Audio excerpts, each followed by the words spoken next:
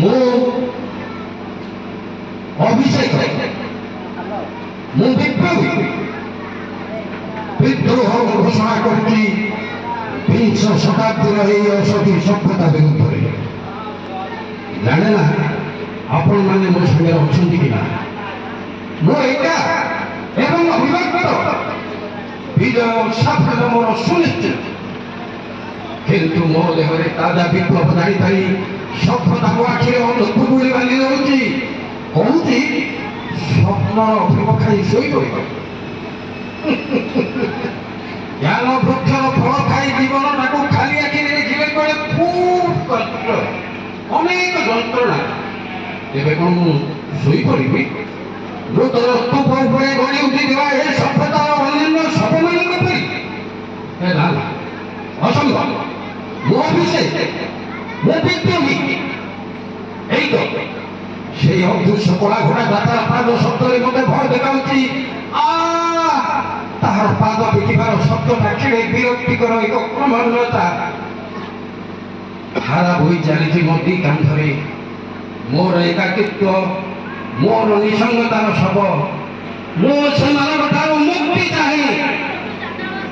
ଗତାନୁଗତିକ ପୃଥିବୀର ଦ୍ରୁତ ଭାବେ ମୋତେ ଆବିଷ୍କାର କରିବାକୁ ପଡ଼ିବ ଅନ୍ୟ ଏକ ବିନ୍ଦୁ, ଯାହାର ହିସାବ ରଖେନା ଆମର ଇତିହାସ ଭୂଗୋଳ, କଳା, ସାହିତ୍ୟ, ଶିଳ୍ପ, ଭାସ୍କର୍ଯ୍ୟ, ରାଜନୀତି କିମ୍ବା ବିଜ୍ଞାନ।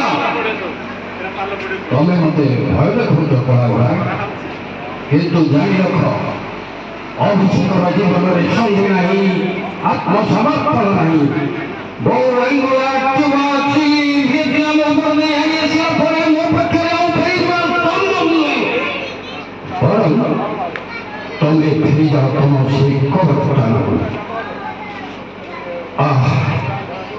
କି ନିର୍ବିଘ୍ନ ସତରେ ହାତ କାନ୍ଥରେ ଏ ଚମତ୍କାର ଯନ୍ତ୍ରଟେ ଥମ୍ ଥମ୍।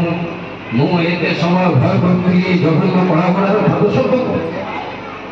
ବର୍ତ୍ତମାନ ମୁଁ ଖୋଜି ପାଇବି ପୃଥିବୀର ଦ୍ରୁତ ବାହାରେ ଥିବା ସେହି ନୂତନ ବିନ୍ଦୁକୁ, ଯେଉଁଠି ଅପେକ୍ଷା କରି ରହିଯିବ ମୋର ହଜିଲା ଶୈଶବ। ନିଜକୁ ଆଜି ହତ୍ୟା କରି ମୁଁ ଗଣନା କରିବି ସଫଳତା। ତମେ ହାରିଲ ଆଉ ମୁଁ ଜିତିବି। ଅଥଚ ଆଜିର ଦିନଟା ଆରମ୍ଭ ହୋଇଥିଲା ଅନେକ ସୂର୍ଯ୍ୟ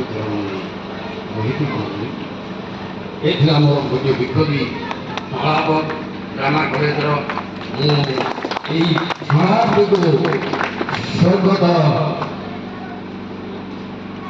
ନୀଳକଣ୍ଠପୁରର ହିରୋ, ଓଡ଼ିଶାର ହିରୋ, ଭାରତବର୍ଷର ୟଙ୍ଗେଷ୍ଟ ଏଭର ଫ୍ରିଡମ୍ ଫାଇଟର ବାଜି ରାଉତଙ୍କ ପାଇଁ ଉତ୍ସର୍ଗ କରୁଛି। ଜୟ ହିନ୍ଦ, ନମସ୍ତେ, ଧନ୍ୟବାଦ।